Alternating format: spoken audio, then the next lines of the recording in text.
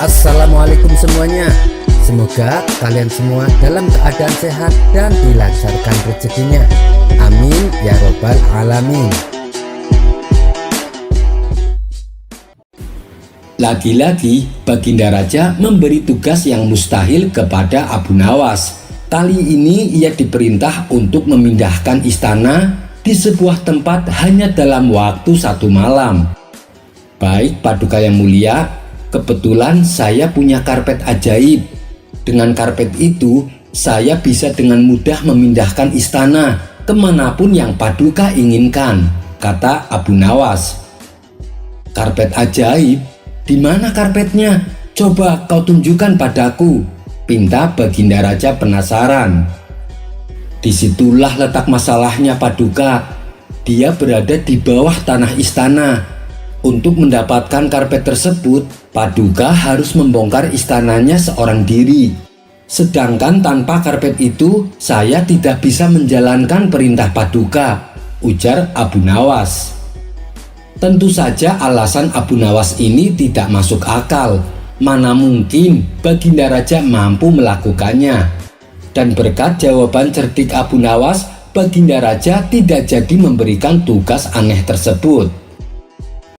Kisah selanjutnya.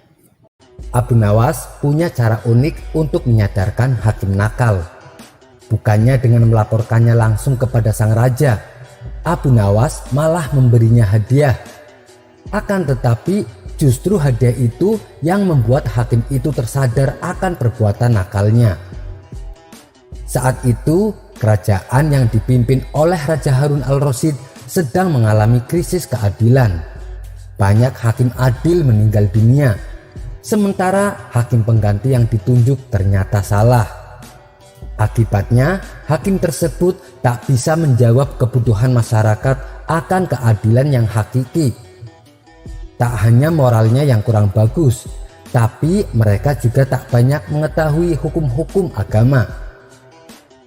Maka tidak aneh jika kemudian muncul kebobrokan dan penyimpangan hukum yang dilakukan mereka yang sebenarnya mempunyai tugas menegakkan hukum.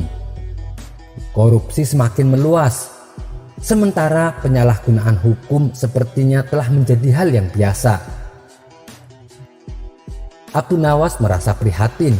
Ia lantas berinisiatif menyadarkan para hakim itu dengan caranya sendiri. Pada suatu hari, Abu Nawas mendatangi salah satu hakim untuk mengurus surat perjanjian. Namun hakim di kotanya selalu mengatakan kalau dirinya tidak punya waktu untuk menandatangani perjanjian itu. Keadaan itu terus berlangsung, sehingga Abu Nawas menyimpulkan bahwa si hakim minta disuap. Tapi Abu Nawas tahu jika suap menyuap itu dilarang dalam agama, sehingga ia berencana untuk memberi pelajaran kepada hakim itu. Abu Nawas kemudian menyiapkan sebuah gentong. Gentong tersebut diisi dengan kotoran sapi hingga hampir penuh. Kemudian di atas gentong tersebut diolesi mentega. Lalu oleh Abu Nawas, gentong itu dibawanya ke rumah Pak Hakim. Melihat kedatangan Abu Nawas yang membawa gentong berisi mentega, kesibukan hakim mendadak hilang. Ia segera menyambut Abu Nawas dengan senyuman yang ramah. "Silakan Abu Nawas, ada yang bisa saya bantu?" ucap sang hakim pura-pura tidak tahu. Abu Nawas menjawab, "Begini Pak Hakim, kedatangan saya kemari ingin meminta tanda tangan Pak Hakim untuk mengurusi surat perjanjian saya. Tetapi saya hanya membawa gentong berisi mentega sebagai rasa terima kasihku kepada Pak Hakim. Apakah segini pantas Tuan Hakim?" Sang hakim menjawab sambil mengamati gentong itu. "Ah, engkau jangan terlalu dalam memikirkannya," kata si hakim dengan sedikit tersenyum. Tak lama setelah itu, hakim tersebut lantas mencolek sedikit mentega dengan ujung jarinya, lalu mencicipinya. "Wah, enak sekali mentega ini," kata sang hakim. "Memang betul Tuan, sesuai dengan ucapan Tuan. Tapi jangan terlalu dalam mencolek menteganya," jawab Abu Nawas. Abu Nawas kemudian segera meninggalkan kantor Tuan Hakim setelah mendapatkan tanda tangannya. Beberapa saat setelah itu, sang hakim pulang dengan hati yang riang gembira karena mendapat satu gentong berisikan mentega. Setibanya di rumah, sang hakim memanggil istri dan anak-anaknya untuk makan bersama. Pada mulanya, mereka sekeluarga sangat menikmati mentega itu. Tetapi begitu lapisan mentega itu habis, mereka mulai memakan kotoran sapi. Aduh, apa ini? Baunya kok sangat busuk, seperti kotoran hewan, gerutu sang hakim. Lantas hakim teringat perkataan Abu Nawas, jangan terlalu dalam mencoleknya. Setelah berpikir panjang, ia pun baru sadar bahwa semua itu adalah ulah Abu Nawas yang ingin menyadarkannya agar meninggalkan praktek suap menyuap. Tampaknya ia merasa bersalah atas sikapnya selama ini. Hingga keesokan harinya, ia pun mendatangi rumah Abu Nawas dan meminta maaf atas kekhilafannya selama ini. Kisah selanjutnya. Karena seringnya dikerjai, kali ini Abu Nawas punya rencana ingin mengerjai balik Baginda Raja. Apakah Abu Nawas akan dihukum dengan ulah konyolnya ini? Mari kita simak ceritanya. Pada suatu hari, Abu Nawas mendapat ide untuk membuat sebuah lelucon yang ditunjukkan kepada Baginda Raja. Ia membawa seekor keledai ke istana dan menghiasinya dengan mahkota palsu serta kain yang mewah. Selama dalam perjalanan menuju istana, Abu Nawas selalu berteriak, "Hidup Baginda Raja! Hidup Baginda Raja!" Sontak perbuatan Abu Nawas ini menjadi pusat perhatian orang-orang. "Gila Abu Nawas, dia menyamakan Baginda Raja dengan keledai," kata salah satu warga. "Kita laporkan saja kepada Baginda Raja, biar Abu Nawas dihukum mati," sambung warga lainnya. Akan tetapi Abu Nawas tidak menghiraukannya. Ia masih saja berteriak di sepanjang jalan. Setelah sampai di depan gerbang istana, teriakan Abu Nawas semakin keras. Melihat hal itu, salah satu prajurit penjaga gerbang langsung melaporkannya kepada Baginda Raja.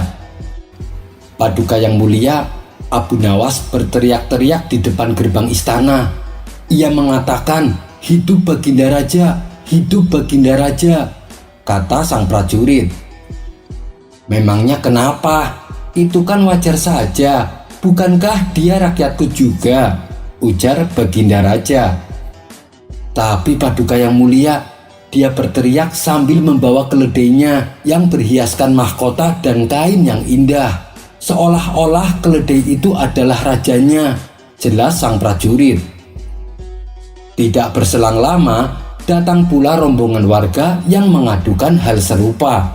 Mereka tidak terima bila rajanya disamakan dengan keledai. Mendengar laporan tersebut, spontan Baginda Raja menjadi murka. "Kurang ajar, tangkap Abu Nawas sekarang juga dan bawa dia ke hadapanku," perintah Baginda Raja.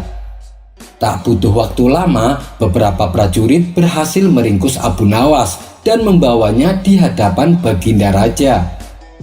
"Hei Abu Nawas, apa maksud perbuatanmu? Berani sekali kau menganggap aku seperti keledai," bentak Baginda Raja. Tapi dengan tenang Abu Nawas menjawab, "Begini Paduka yang mulia, saya hanya ingin menunjukkan betapa banyak rakyat Paduka yang mencintai Paduka. Tapi sayang, mereka terlalu bodoh menilai perbuatan saya. Lihatlah penampilan pakaian saya Paduka. Saya mengenakan jubah yang indah. Begitu juga dengan keledai saya. Saya pakaikan mahkota dan kain yang indah. Itu semata-mata karena saya akan meneriakkan sebuah nama dari seorang raja yang mulia. Dan itu sebagai bentuk penghormatan saya saat menyebut nama Paduka." Setelah mendengar penjelasan Abu Nawas, Baginda Raja tidak dapat menahan tawanya. Ia pun akhirnya memaafkan Abu Nawas dan memuji akan kecerdikannya. Kisah selanjutnya. Pernah pada suatu hari, Abu Nawas main ke rumah temannya yang berada di luar kota. Dia bernama Hasan. Mereka adalah dua sahabat karib yang sama-sama tak kalah lucunya dan sama-sama cerdik. Sehingga saat Abu Nawas di rumah kawannya itu, ia seringkali dikerjai. "Hai Abu Nawas, kamu suka daging sapi atau daging kambing?" tanya Hasan. Mendengar tawaran Hasan, Abu Nawas mengira akan disuguhi makanan dan disuruh memilihnya. "Terserah kamu sajalah, kambing saya suka, sapi saya juga suka," jawab Abu Nawas. "Tidak bisa begitu dong Abu Nawas, kamu harus memilih salah satunya," ujar Hasan. "Ya udah, saya suka daging sapi," balas Abu Nawas. "Berarti kita sama dong, saya juga suka daging sapi," tutur Hasan. Setelah lama mengobrol, Abu Nawas tak kuasa menahan lapar. Ia pun menagih tawaran temannya. "Hei Hasan, mana makanan daging sapinya? Saya sudah lapar sekali," ucap Abu Nawas. "Loh, tadi itu kan saya cuma tanya, kamu suka daging sapi atau daging kambing? Kalau suka daging sapi, berarti selera kita sama. Lagian uang dari mana saya beli daging sapi? Kamu kan tahu sendiri Abu Nawas, saya ini orang miskin. Kita makan roti kering ini aja ya," balas Hasan. Mereka berdua pun akhirnya tertawa bersama-sama. Dan pada waktu itu, Abu Nawas berulang kali dikerjai oleh Hasan, yang membuat Abu Nawas tak kuasa menahan malu. Singkat cerita, beberapa bulan kemudian, gantian Hasan yang bertandang ke rumah Abu Nawas. Melihat sahabat karibnya datang, Abu Nawas langsung menyambutnya dengan hangat. Hasan dipersilahkan masuk dan dijamu hidangan daging sapi. "Ini baru yang namanya daging sapi, bukan roti kering. Saya harap kamu bisa membedakannya," celetuk Abu Nawas. Mendengar hal itu, Hasan pun langsung tertawa, diikuti oleh tawa Abu Nawas. Setelah acara jamuan makan selesai, terlintas di benak Abu Nawas untuk gantian mengerjai Hasan. "Hasan, mari ikut aku. Akan aku perkenalkan dengan kawan-kawanku," ajak Abu Nawas. "Baiklah, tapi tolong Abu Nawas, pinjamkan jubahmu yang paling bagus, karena pakaianku jelek dan kumal," balas Hasan. Maka Abu Nawas pun meminjamkan jubah yang paling bagus yang ia punya. Setelah itu, mereka berdua pergi dan mengunjungi salah satu teman Abu Nawas. "Perkenalkan, ini temanku, namanya Hasan. Tetapi jubah yang ia kenakan adalah milikku," ucap Abu Nawas kepada kawannya. Merasa terganggu oleh perkataan Abu Nawas, Hasan pun menunggu sampai mereka meninggalkan rumah temannya. "Hei Abu Nawas, mengapa kau mengatakan bahwa jubah yang aku pakai adalah milikmu? Tolong, jangan lakukan itu lagi pada kunjungan berikutnya," pinta Hasan kepada Abu Nawas. Abu Nawas pun mengiyakannya. Mereka lalu meneruskan kunjungan berikutnya ke rumah teman Abu Nawas yang lain.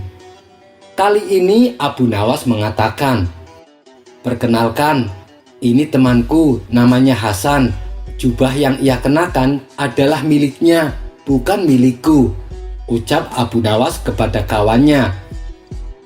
Setelah mereka berdua pergi, Hasan kembali menyatakan kejengkelannya. Ia pun berseru, "Mengapa sih engkau masih saja membesar-besarkan persoalan dengan mengatakan bahwa jubah ini adalah milikku dan bukan milikmu? Tolong Abu Nawas, jangan lakukan itu lagi pada kunjungan selanjutnya," gerutu Hasan kepada Abu Nawas. Untuk kedua kalinya, Abu Nawas mengiyakan permintaan Hasan. Ketika mereka berdua sampai di rumah teman Abu Nawas berikutnya, Abu Nawas berkata, "Perkenalkan, ini temanku, namanya Hasan. Dan saya tidak mengatakan apapun, apakah jubah yang ia kenakan adalah miliknya atau milik saya, ucap Abu Nawas kepada kawannya. Mendengar hal itu, spontan Hasan berlari meninggalkan Abu Nawas. Sementara Abu Nawas tertawa terpingkal-pingkal melihat reaksi Hasan yang enek dengan tingkah Abu Nawas ini. Kisah selanjutnya. Ulah konyol Abu Nawas kali ini benar-benar keterlaluan. Ia memasukkan pisau belati ke dalam tas prajurit pengawal kerajaan. Akibatnya sang raja sempat menuduh prajurit tersebut hendak membunuh dirinya. Prajurit yang tidak tahu menahu itu menyangkal tuduhan sang raja. Bahkan ia tidak tahu asal-usul pisau belati yang ada di dalam tasnya. Sang raja lalu memutuskan untuk menghukum mati prajurit tersebut. Dan guna penyelidikan lebih lanjut, prajurit itu diinterogasi untuk mengetahui motif rencana pembunuhan kepada sang raja. Namun si prajurit melakukan pembelaan diri. Ia bersumpah bahwa dirinya tidak ada niat sedikit pun untuk membunuh Paduka Raja. Ia menyatakan bahwa dia adalah prajurit yang setia, siap mengorbankan nyawa untuk keselamatan sang raja. Bagaimana mungkin ia sampai tega berencana membunuhnya? Untuk mengetahui kebenarannya, maka pihak istana mengambil langkah investigasi. Kalau ternyata tidak terbukti, maka prajurit tersebut akan dibebaskan dari hukuman mati dan tetap menjadi prajurit pengawal raja. Setelah dilakukan investigasi dan mendapat keterangan dari beberapa saksi-saksi, barulah diketahui bahwa itu adalah ulah usil Abu Nawas. Sang raja pun merasa geram dan murka. Beliau lalu menyuruh seluruh prajuritnya untuk menangkap Abu Nawas. Setelah berhasil ditangkap dan dibawa ke istana, Abu Nawas amat terkejut. Ternyata Raja Harun al-Rasyid telah mengumpulkan rakyatnya untuk menyaksikan proses hukuman mati yang telah dijatuhkan kepadanya. Abu Nawas sempat membela diri dan menganggap hukuman mati terlalu berlebihan untuknya. Namun sang raja yang sudah marah dengan ulah Abu Nawas tidak memperdulikannya. "Hai Abu Nawas, apa alasanmu memasukkan pisau belati ke dalam tas prajuritku?" bentak sang raja. Abu Nawas menjawab, "Ampun Baginda yang mulia, hamba akui hamba telah berbuat salah. Tapi hamba melakukan itu hanya untuk menguji apakah prajurit Paduka Raja waspada dengan keselamatan Paduka. Bagaimana bila ternyata yang saya masukkan ke dalam tas adalah bom? Tentunya saat itu Paduka Raja dan para prajurit pengawalnya sudah mati semua." Sang raja sempat kaget dan menelan ludah mendengar jawaban Abu Nawas. Dalam hati raja berkata, ada benarnya juga apa yang dikatakan Abu Nawas. Ternyata Abu Nawas sangat perhatian dengan keselamatan dirinya. Namun tiba-tiba di benak sang raja terbesit rencana iseng untuk mengerjai Abu Nawas. Ia ingin balik mengerjai Abu Nawas. Ini adalah saat yang tepat, gumam sang raja dalam hati. Dengan berpura-pura masih marah, raja kembali berkata kepada Abu Nawas, "Apapun alasanmu tidak bisa dibenarkan. Kamu tetap harus menerima hukuman mati." Abu Nawas kaget bukan kepalang. Niatnya yang baik malah berakhir tragis. Kemudian sang raja menyuruh pengawalnya untuk mengambil seekor anak ayam. Lalu anak ayam itu diberikannya kepada Abu Nawas. Abu Nawas pun heran dengan maksud semua ini. "Hai Abu Nawas," hardik sang raja, "kamu pegang anak ayam itu dan silahkan kamu bunuh anak ayam itu dengan cara apapun terserah kamu. Karena saya akan membunuhmu persis seperti cara kamu membunuh anak ayam itu." Sejenak Abu Nawas terdiam. Ia pun memutar otak mencari cara agar lolos dari hukuman mati. Namanya saja Abu Nawas, pasti tidak akan kehabisan akal. Ia perlahan mengangkat anak ayam dan mengelus pantat anak ayam itu, lalu meniup-niup pantat anak ayam dengan mulutnya. Melihat itu sang raja bingung. "Apa maksud dari perbuatanmu itu, wahai Abu Nawas? Aku menyuruhmu untuk membunuh anak ayam itu," ucap sang raja. Abu Nawas menjawab, "Iya, beginilah cara saya membunuh anak ayam Paduka yang mulia. Saya meniup pantat anak ayam agar perutnya penuh dengan angin. Dan lama-lama pasti bisa menyebabkan kematian."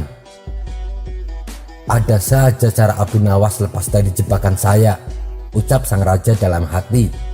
"Mana mungkin saya meniup pantat Abu Nawas. Dasar kurang ajar Abu Nawas," sambungnya dalam hati. Karena merasa kesal gagal mengerjai Abu Nawas, sang raja pun menyuruh Abu Nawas agar segera pergi dari hadapannya. Abu Nawas kembali selamat dan lepas dari jebakan baginda Raja Harun al-Rasyid. Kisah selanjutnya. Pada suatu hari, baginda raja mengajak Abu Nawas memasuki kamar mayat. Di dalam kamar itu terdapat 3 mayat yang sedang berbaring di ranjangnya masing-masing. Nampak jelas kalau ketiga mayat tersebut meninggal dalam keadaan tersenyum. "Hai Abu Nawas, kau tahu siapa mayat ini? Kenapa dia tersenyum?" tanya baginda raja sambil menunjuk mayat yang pertama. "Yang saya tahu dulunya dia orang yang rajin beribadah. Mungkin karena dia tahu tempat kembalinya adalah surga, maka dia pun meninggal dengan tersenyum bahagia," jawab Abu Nawas. "Oh, begitu ya. Terus kalau mayat yang kedua, kenapa dia juga tersenyum?"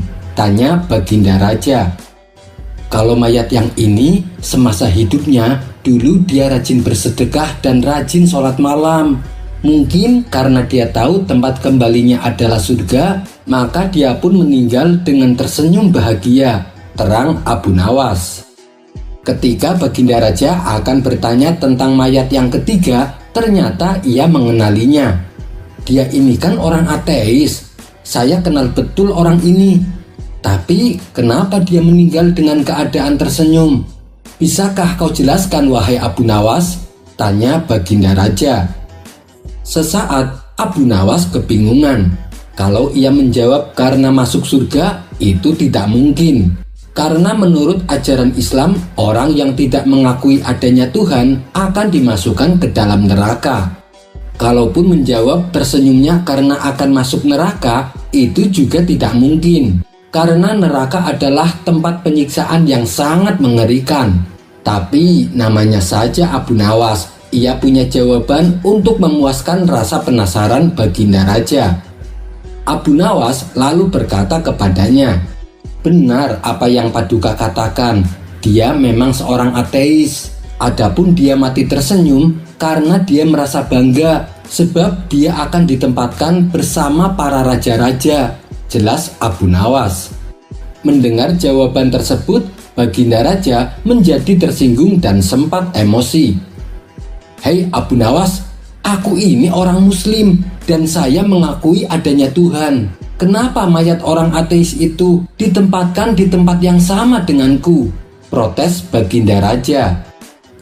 "Yang mulia jangan salah paham, dia ditempatkan bersama raja-raja zaman dulu seperti Raja Fir'aun dan Raja Namrud," jelas Abu Nawas.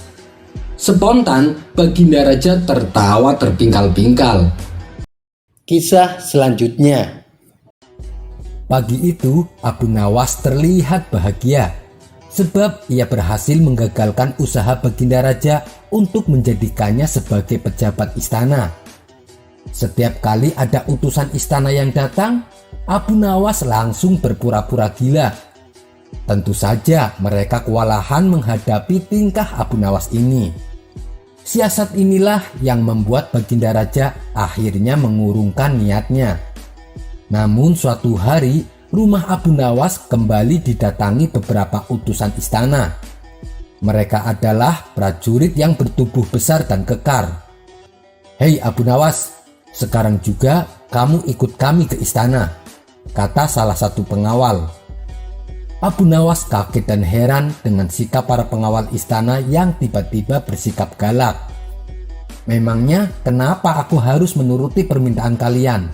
tanya Abu Nawas tak mau kalah gertak. "Kalau kamu menolak, kami akan menyeretmu dengan paksa. Karena ini adalah perintah baginda. Kami tak peduli kamu mau pura-pura gila atau tidak. Kami akan tetap menyeretmu ke istana," jawab pengawal dengan nada tinggi. Abu Nawas yang tadinya berlagak berani seketika langsung ciut nyalinya. Daripada ia harus sakit karena diseret, lebih baik ia menuruti dengan sukarela. Abu Nawas tak mungkin mampu melawannya, mengingat tubuh mereka besar-besar dan kekar. Maka berangkatlah Abu Nawas beserta para pengawal menuju istana. Setibanya di gerbang istana, Abu Nawas diberhentikan oleh salah satu prajurit. "Hei Abu Nawas, tunggu sebentar. Kamu mau menghadap Baginda ya?" kata prajurit tersebut. "Iya, memangnya kenapa?"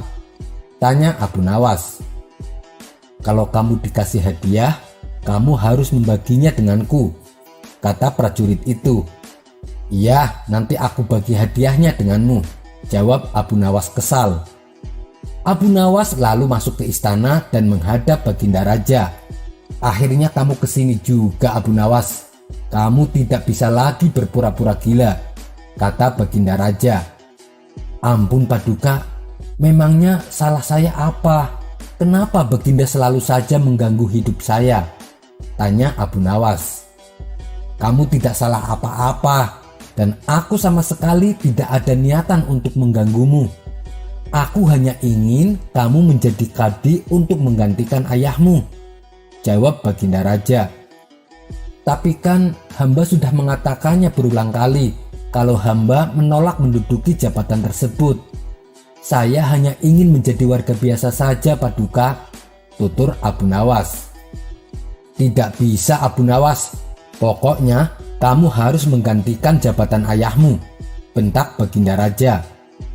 "Sampai kapanpun saya tidak akan mau menjadi pejabat istana," jawab Abu Nawas tegas. "Oh, baiklah. Kalau kamu memang masih bersikap demikian, sekarang kamu pilih. Saya pukul 50 kali pakai kayu atau kamu menjadi pejabat istana. Setelah itu aku sudah tak mau memaksamu lagi," ucap Baginda Raja. "Lebih baik saya memilih dipukul 50 kali Paduka," jawab Abu Nawas. Maka dipanggillah algojo istana untuk memukul Abu Nawas sebanyak 50 kali.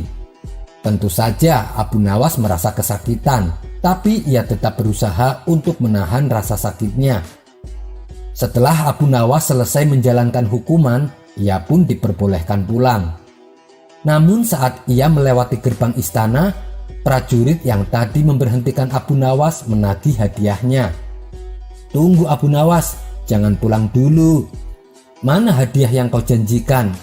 Katanya kamu akan membagi hadiah dari Baginda," tanya prajurit tersebut. Abu Nawas yang sedang kesal dan mengalami kesakitan segera mengambil sebatang kayu. "Kamu mau hadiah? Ini, saya berikan semua hadiahnya untuk kamu," kata Abu Nawas sambil memukulnya berkali-kali. Prajurit tersebut langsung roboh jatuh ke tanah. Ia pun berteriak kesakitan dan meminta tolong. Mendengar ada kegaduhan di gerbang istana, Baginda Raja kemudian memanggil prajurit tersebut. "Ada apa ini? Kenapa kamu jadi babak belur begini?" tanya Baginda Raja. "Ampun Paduka yang mulia, saya sendiri juga tidak tahu. Tiba-tiba saja Abu Nawas memukul saya pakai kayu berkali-kali," jawab si prajurit sambil menahan rasa sakitnya. "Kurang ajar Abu Nawas. Ia malah membalaskan dendamnya pada prajuritku. Seret Abu Nawas ke sini sekarang juga," titah Baginda Raja. Untuk kedua kalinya Abu Nawas kembali dihadapkan kepada Baginda Raja. "Maksudmu apa Abu Nawas? Kamu tidak terima dengan hukuman yang kau dapatkan?" tanya Baginda Raja geram. "Ampun Paduka yang mulia, hamba sangat ikhlas menerima hukuman dari Baginda," jawab Abu Nawas. "Kalau ikhlas, kenapa kamu pukul prajuritku?" tanya Baginda Raja semakin jengkel. "Begini Paduka, tadi waktu saya mau masuk ke istana, saya dicegat olehnya. Saya akan diperbolehkan masuk apabila saya bersedia membagi pemberian dari Baginda. Saya pun mengiyakan permintaannya. Karena tadi saya mendapatkan pukulan dari Baginda, saya pun membaginya dengan dia. Saya pukul dia pakai kayu 25 kali, jawab Abu Nawas. Hei prajurit, benarkah kau telah mengadakan perjanjian seperti itu dengan Abu Nawas? Tanya Baginda Raja. Benar tuanku, jawab si prajurit. Tapi hamba tidak mengira kalau hadiah yang akan Baginda berikan kepada Abu Nawas ternyata hukuman pukulan 50 kali, ujar prajurit itu. Baginda Raja pun hanya bisa geleng-geleng kepala. Apa yang dilakukan Abu Nawas tidak bisa disalahkan. Justru prajuritnya itulah yang berbuat salah dan ia harus menanggung akibatnya. Kisah selanjutnya. Suatu hari Abu Nawas membeli lidah sapi di pasar untuk dimasaknya di rumah. Di tengah perjalanan dia berjumpa dengan kawannya. Hei Abu Nawas, apa yang kau bawa? Tanya kawannya. Oh, ini lidah sapi, jawab Abu Nawas. Memangnya kamu bisa memasaknya? Tanya kawannya kembali. Ya, dengan cara seadanya lah, jawab Abu Nawas. Bagaimana kalau aku yang memasaknya? Saran kawannya. Oh, tidak perlu. Tuliskan saja resepnya agar aku dapat memasaknya sendiri, pinta Abu Nawas. Maka kawannya tersebut menuliskan resep pada sebuah kertas dan diberikannya kepada Abu Nawas. Senanglah hati Abu Nawas karena nanti sesampainya di rumah dia akan memasaknya sesuai resep yang telah didapatnya. Namun tiba-tiba belum juga sampai di rumah, seekor burung gagak terbang rendah menyambar bungkusan lidah sapi yang dibawa Abu Nawas. Abu Nawas pun menjadi kaget. Ia hanya bisa melongo sambil melihat burung itu terbang semakin meninggi.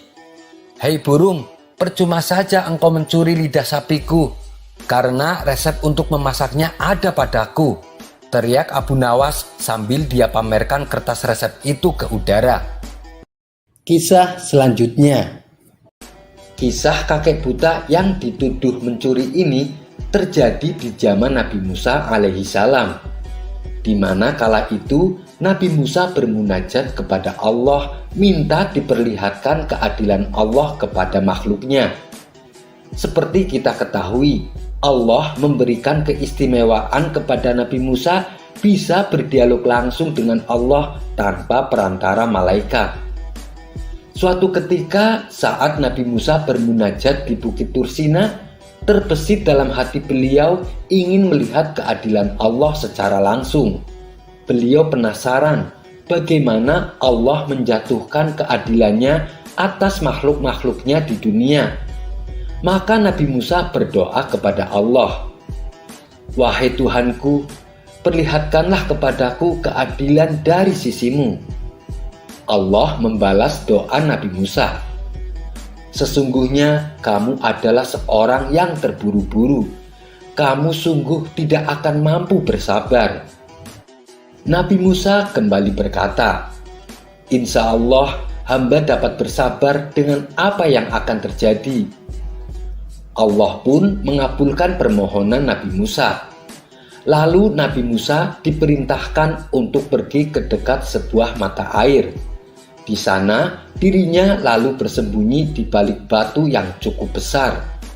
Ia pun disuruh untuk menyaksikan peristiwa yang akan terjadi sebentar lagi. Di sana kamu akan melihat sebagian dari kekuasaan dan ilmuku, firman Allah Azza wa Jalla. Tidak lama kemudian, dari jarak yang cukup jauh, Nabi Musa melihat seorang penunggang kuda mendekati mata air tersebut. Pria ini lalu turun dari kudanya. Ia mencuci tangan serta wajahnya dan minum di situ. Di sisi kuda yang ia tunggangi tergeletak tas milik lelaki tersebut. Penutupnya sedikit terbuka dan menampakkan koin-koin emas begitu banyaknya. Lelaki tersebut kemudian melaksanakan sholat. Sesudah itu ia kembali menaiki kudanya. Sayang sekali, tas yang berisi kepingan emas miliknya itu tertinggal. Beberapa saat kemudian datanglah seorang anak kecil. Nabi Musa terus memperhatikan bahwa bocah itu melihat tas yang telah ditinggalkan si penunggang kuda. Tanpa basa-basi, anak ini mengambil tas tersebut dan membawanya pergi. Tak lama berselang, seorang kakek buta mendekati sumber air ini. Setelah minum, kakek buta ini mengambil air wudhu, lalu ia melaksanakan sholat. Sementara lelaki si penunggang kuda yang tengah dalam perjalanan teringat akan tasnya yang tertinggal di sumber mata air.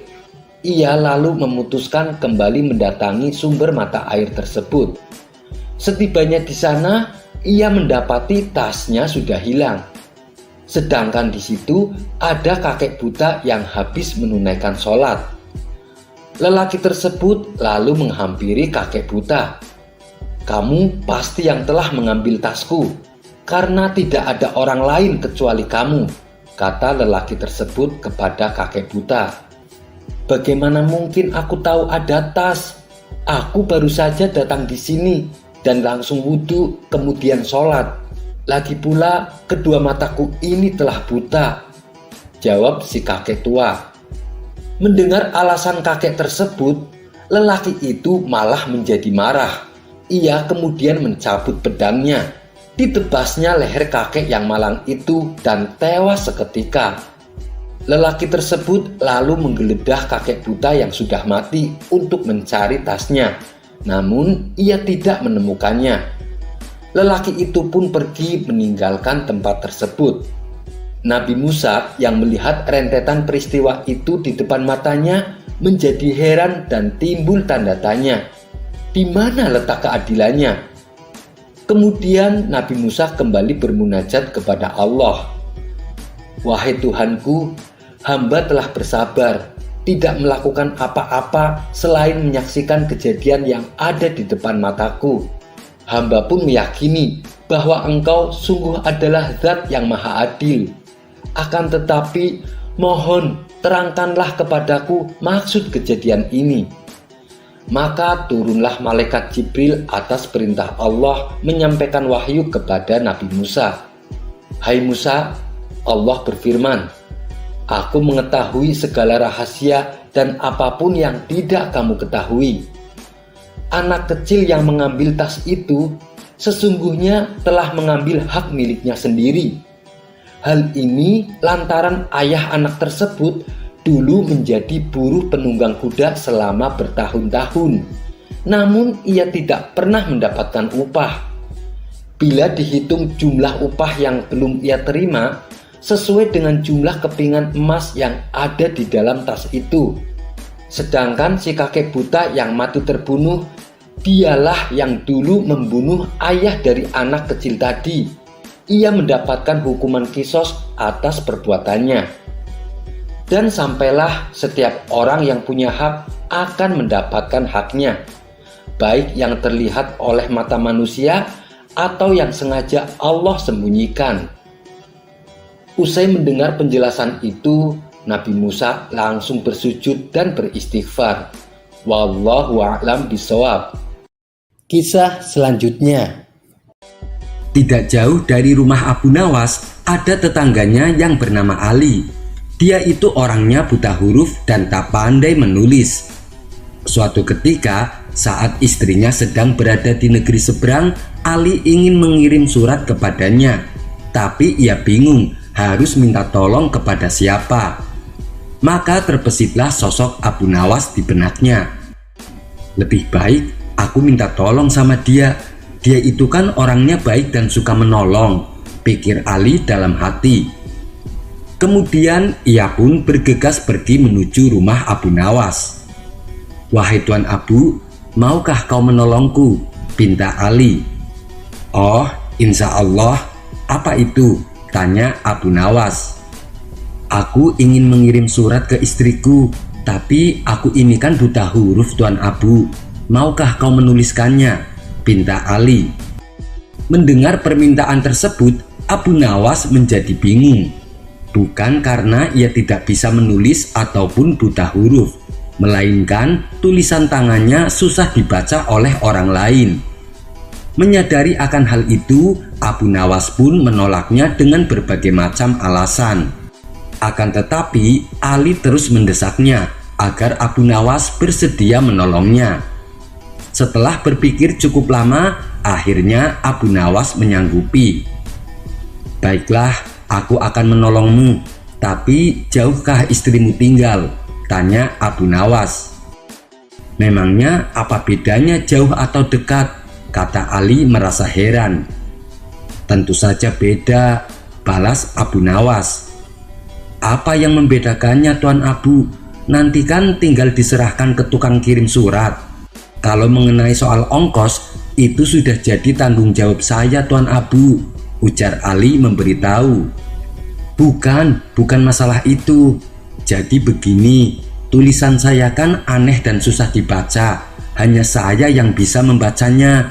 Kalau tempat tinggal istrimu jauh, tentu akan memakan biaya lebih banyak. Karena saya harus ke tempat istrimu untuk membacakan suratnya, jelas Abu Nawas. Mendengar penjelasan tersebut, Ali serta-merta meninggalkan Abu Nawas tanpa berkata sepatah kata pun. Kisah selanjutnya. Dikisahkan ada seorang pemuda yang tak mempercayai adanya alam akhirat. Menurutnya, itu hanyalah sebuah omong kosong. Si pemuda sangat berhasrat sekali ingin mengajak debat siapa saja yang meyakini adanya alam akhirat. Hingga pada suatu ketika saat si pemuda nongkrong di warung, ia melihat Abu Nawas tengah duduk bersama kawan-kawannya. Kala itu Abu Nawas sedang menjelaskan betapa pedihnya siksa kubur, terutama bagi orang-orang kafir yang tak mempercayai Allah dan Rasul-Nya. "Wahai Abu Nawas, jadi orang kafir ketika di alam kubur dia langsung mendapatkan siksa?" tanya salah satu kawannya. "Benar, orang tersebut langsung mendapatkan siksa," jawab Abu Nawas. Mendengar percakapan Abu Nawas dan kawan-kawannya, si pemuda merasa penasaran. "Apa benar apa yang dikatakan Abu Nawas?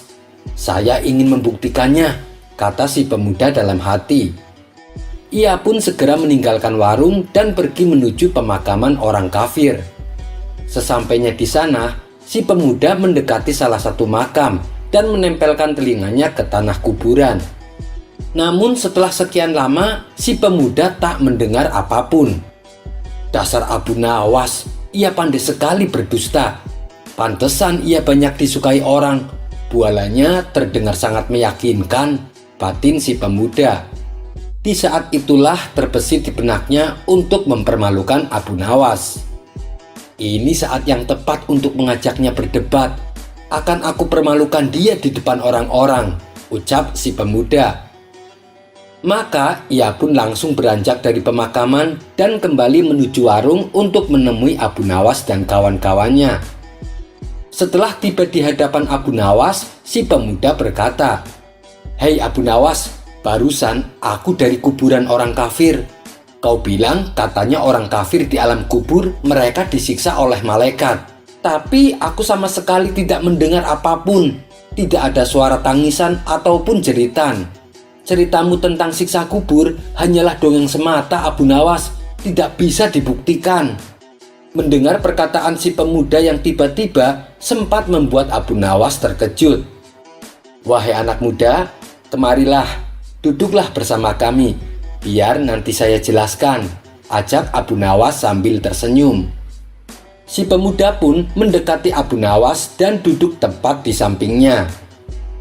"Jadi kamu tidak percaya adanya akhirat?" tanya Abu Nawas. "Aku sama sekali tidak percaya. Coba buktikan kalau akhirat itu ada," tantang si pemuda. "Jadi kamu juga tidak percaya dengan adanya siksa kubur?" tanya Abu Nawas kembali. "Tentu saja aku tidak percaya. Kan tadi sudah aku bilang, aku barusan dari kuburan orang kafir yang katanya sedang disiksa. Tapi aku sama sekali tidak mendengar teriakan mereka," jawab si pemuda. "Wahai anak muda, ada yang perlu kamu ketahui, bahwa antara alam dunia, alam kubur, dan alam akhirat itu dimensinya beda-beda. Tidak mungkin bergabung menjadi satu," terang Abu Nawas. "Itu sih hanya alasanmu saja, Abu Nawas. karena kamu tidak bisa membuktikan ucapanmu, balas si pemuda. Baiklah, saya akan bertanya kepadamu. Apakah kamu pernah tidur di samping kawanmu? Dan dalam tidurmu, kamu memimpikan sesuatu? Tanya Abu Nawas. Iya, saya pernah. Memangnya kenapa? Jawab si pemuda. Ketika kamu bermimpi sesuatu yang menakutkan, misalnya kamu dikejar oleh ular raksasa. Saat itu kamu sangat ketakutan, bahkan sampai teriak minta tolong sambil berlari dengan sekencang-kencangnya. Apakah kawanmu yang sedang duduk di sampingmu mendengar teriakanmu? Apakah kawanmu bisa mengetahui kalau kamu sedang merasakan ketakutan yang amat sangat? Justru yang kawanmu tahu ketika melihatmu, dia menganggap kamu sedang tertidur pulas. Padahal waktu itu kamu sedang ketakutan dan butuh pertolongan. Itulah contoh gambaran saat kamu mendatangi kuburan orang kafir. Yang kamu lihat, mereka terlihat begitu tenang. Padahal mereka sedang mengalami siksaan yang begitu dahsyat, kata Abu Nawas menjelaskan. Mendengar hal itu, si pemuda pun hanya terdiam. Dalam hati, ia membenarkan apa yang diterangkan oleh Abu Nawas. Kisah selanjutnya. Diceritakan, seorang kerabat yang jauh mengunjungi rumah Abu Nawas. Ia membawa bebek sebagai oleh-olehnya. Karena gembira, Abu Nawas langsung memasak bebek tersebut. Setelah sup bebeknya matang, mereka berdua pun menyantapnya bersama-sama. Lezatnya masakan sup bebek yang dibuat oleh Abu Nawas ternyata menyebar ke telinga orang-orang. Hal itu membuat mereka silih berganti datang ke rumah Abu Nawas sambil membawa bebek. Dan benar saja, setiap kali ada tamu yang datang membawa bebek, Abu Nawas selalu memasaknya menjadi sup bebek untuk disantapnya bersama-sama. Lama-kelamaan Abu Nawas merasa kalau dirinya hanya dimanfaatkan. Hingga pada suatu hari, datanglah tamu selanjutnya sambil membawa bebek. Lalu oleh Abu Nawas, tamu tersebut hanya disuguhi semangkok air putih panas. "Apa ini Abu Nawas? Mana bebeknya?" tanya tamu itu. Abu Nawas pun menjawab, "Sementara kamu makan kuahnya dulu, bebeknya lagi tidur karena kecapean," balas Abu Nawas. Kisah selanjutnya. Dikisahkan ada seorang tuan tanah yang sangat sombong dengan kepandaiannya.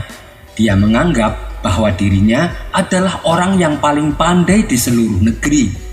Dia tidak menyukai jika ada orang lain yang menyaingi kepandaiannya. Tak tanggung-tanggung, apabila ia mendengar ada orang yang dikenal pandai, tuan tanah ini langsung mendatanginya untuk mengajaknya berdebat. Pada suatu hari, Abu Nawas yang masih kecil dibawa tetangganya ke rumah tuan tanah tersebut. Setibanya di sana, tetangganya itu berkata, "Wahai tuan, anak kecil ini punya kelebihan. Aku tak pernah melihat anak sepandai ini. Dia dapat menjawab apa saja." Mendengar hal ini, tuan tanah merasa tidak terima. Apalagi kepandaiannya sampai dibanding-bandingkan dengan anak kecil.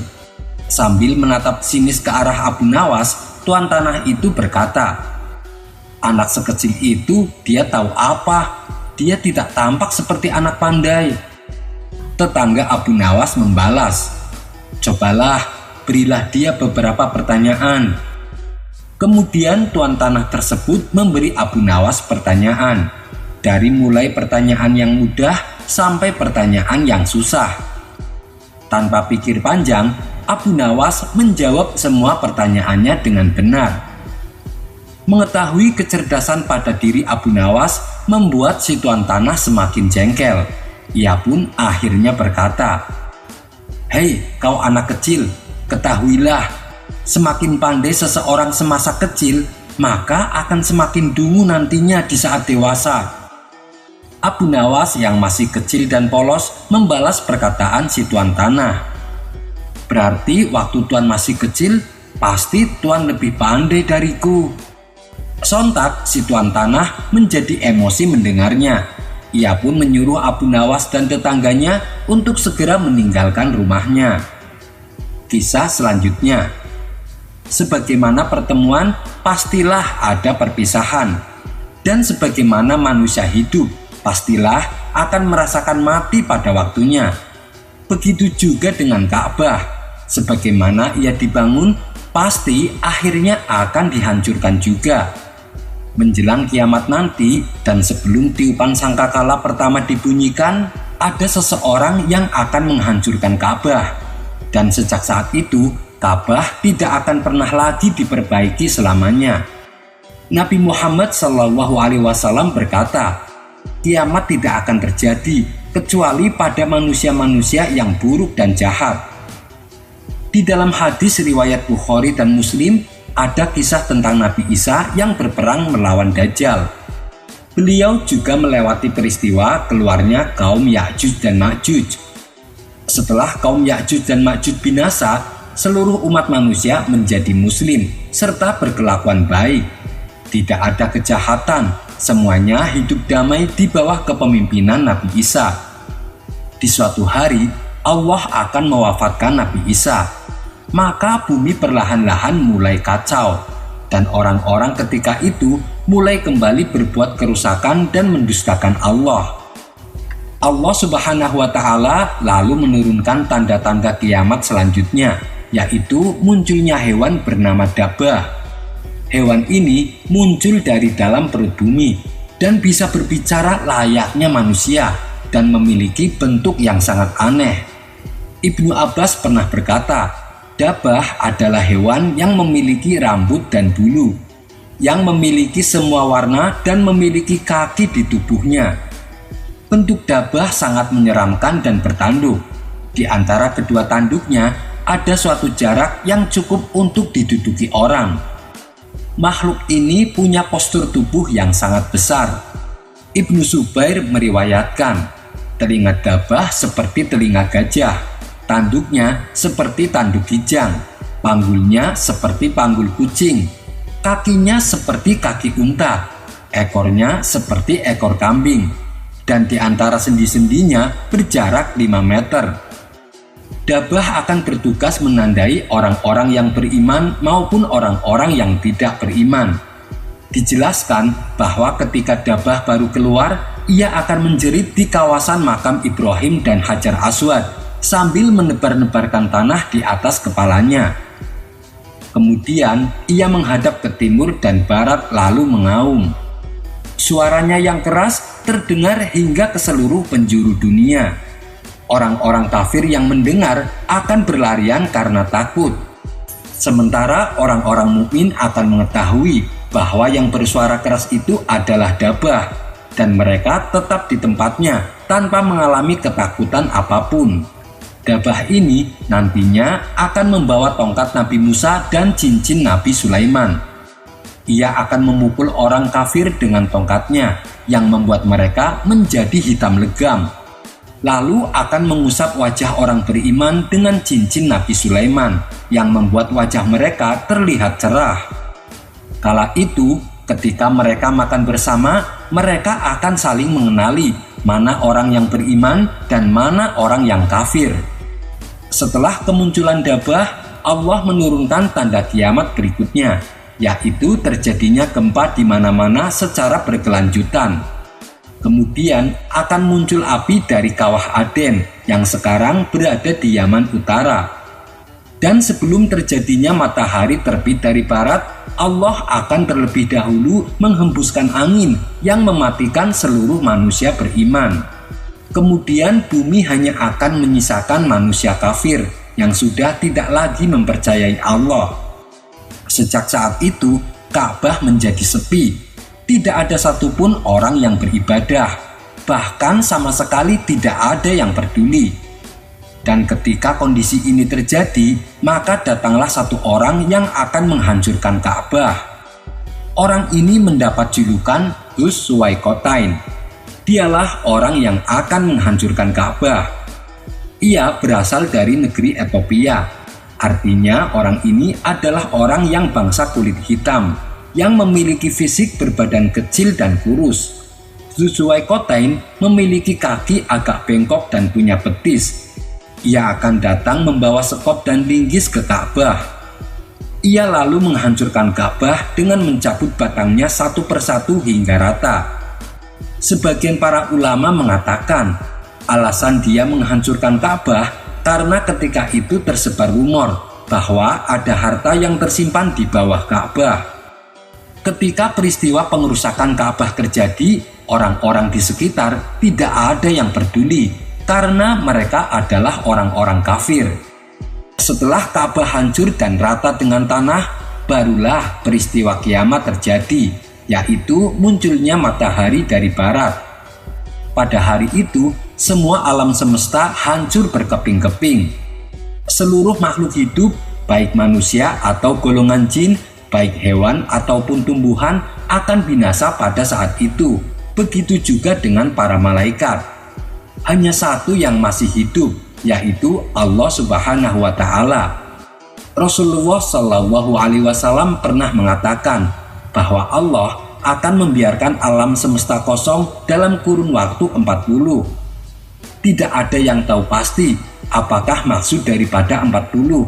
Apakah 40 hari, ataukah 40 bulan, ataukah 40 tahun. Karena Rasulullah hanya mengatakan 40. Wallahu a'lam bishawab. Kisah selanjutnya. Tumben kampung ini sepi. Kemana orang-orang? Biasanya banyak yang tongkrongan di pinggir jalan, ucap Abu Nawas dalam hati. Kemudian ia berjalan menuju warung yang biasa dijadikan tongkrongan warga. Di tempat itu juga sepi, tidak ada orang yang berkumpul. Akhirnya Abu Nawas memutuskan untuk pulang ke rumah.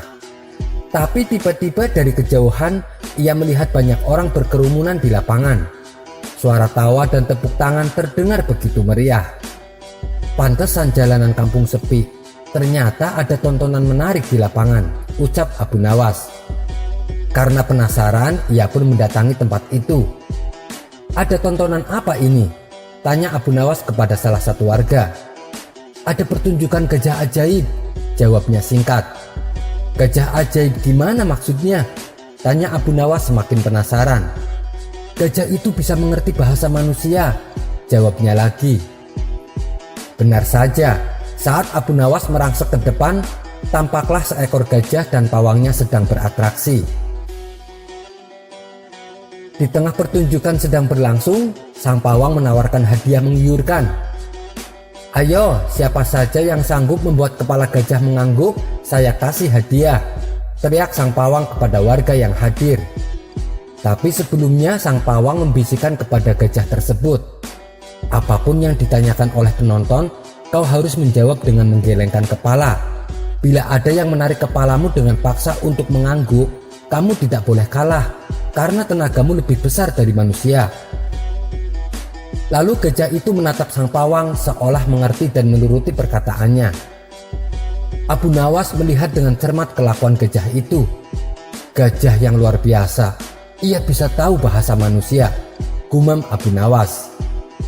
Ayo, yang bisa membuat gajah ini mengangguk dapat hadiah, teriak sang pawang kembali.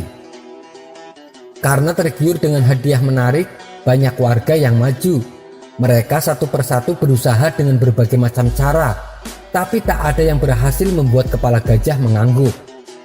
Sedangkan Abu Nawas masih berpikir keras cara menaklukkan gajah tersebut. Bukankah gajah itu mengerti bahasa manusia? Aku punya ide untuk menaklukkannya, ujar Abu Nawas dalam hati. Ayo, siapa lagi yang mau mencobanya? Teriak sang pawang. Abu Nawas langsung mengacungkan tangannya seraya berkata, saya Pak. Inilah saat yang ditunggu-tunggu warga. Mereka penasaran cara apa yang akan dilakukan oleh Abu Nawas, mengingat Abu Nawas terkenal dengan kecerdikannya. Setelah Abu Nawas berhadapan dengan gajah, ia pun bertanya, kamu tahu siapa aku? Gajah itu menggelengkan kepalanya. Apakah kau tidak takut kepadaku? Tanya Abu Nawas lagi. Lagi-lagi gajah itu menggeleng. Apakah kau takut kepada tuanmu? Tanya Abu Nawas memancing. Gajah itu diam, sepertinya kebingungan untuk menjawab. Bila ia menggeleng, nanti sang majikan akan marah karena dikira ia berani kepada majikannya. Tapi bila ia mengangguk, berarti ia tidak patuh kepada majikannya. Dikala gajah itu sedang kebingungan, Abu Nawas menggertak. "Kalau kau tetap diam, akan aku laporkan kamu kepada tuanmu kalau kamu tidak takut kepada dia." Akhirnya gajah itu terpaksa mengangguk. Seluruh pengunjung terperangah dan kagum. Abu Nawas berhasil membuat gajah itu mengangguk. Ia pun memenangkan hadiah besar. Sore itu Abu Nawas menang, pertunjukan pun bubar. Sang pawang pulang dengan perasaan dongkol kepada gajahnya. Ia pun bertekad akan mengalahkan Abu Nawas pada lain hari. Selanjutnya si pemilik gajah melatih binatang piaraannya itu lebih keras lagi. Ia mengancam akan menghukum berat si gajah bila tak menuruti perintahnya. Kali ini si gajah dilatih dan diperintah untuk menggeleng. Apapun yang akan ditanyakan oleh penonton nanti, pokoknya harus dijawab dengan menggelengkan kepala, terutama oleh si Abu Nawas. Saat hari balas dendam itu tiba, sang pawang kembali mengadakan sayembara. Siapa yang bisa membuat gajahnya geleng kepala akan diberi hadiah besar. Banyak para warga yang mencobanya, tapi tak ada yang berhasil. Dan ketika semua warga menyerah, datanglah Abu Nawas belakangan. Melihat kedatangan Abu Nawas, para warga menyambutnya dengan tepuk tangan. Sang pawang melirik ke arah Abu Nawas dengan sinis. "Kali ini kau tidak akan bisa mengalahkanku," ucap sang pawang dalam hati. "Apakah Anda juga mau ikut? Silahkan," tanya sang pawang kepada Abu Nawas. Seperti biasa, Abu Nawas mendekati gajah tersebut. "Tahukah kau siapa aku?" tanya Abu Nawas. Gajah itu mengangguk. "Apakah kau tidak takut kepadaku?" Gajah itu tetap mengangguk. "Apakah kau tidak takut kepada tuanmu?" pancing Abu Nawas. Gajah itu pun tetap mengangguk karena si gajah tidak mau tertipu untuk kedua kalinya. Akhirnya Abu Nawas mengeluarkan bungkusan kecil berisi balsem. "Tahukah kau apa guna balsem ini?" Gajah itu tetap mengangguk. "Baiklah, bolehkah aku gosok selangkanganmu dengan balsem?" Gajah itu tetap mengangguk. Lalu Abu Nawas menggosok selangkangan gajah itu. Tentu saja si gajah merasa agak kepanasan dan mulai panik. Kemudian Abu Nawas mengeluarkan bungkusan yang cukup besar. Bungkusan itu juga berisi balsem. "Maukah engkau bila balsem ini kuhabiskan untuk menggosok selangkanganmu?" ancam Abu Nawas. Gajah itu mulai ketakutan. Saking takutnya ia sampai lupa dengan ancaman sang majikan, sehingga ia terpaksa menggeleng-gelengkan kepala sambil mundur beberapa langkah. Abu Nawas berhasil memenangkan hadiah kembali. Sedangkan sang pawang pulang dengan perasaan kecewa. Ia tak mau lagi mengadakan pertunjukan di kampungnya Abu Nawas. Sampai bertemu lagi di kisah selanjutnya. Wassalamualaikum warahmatullahi wabarakatuh.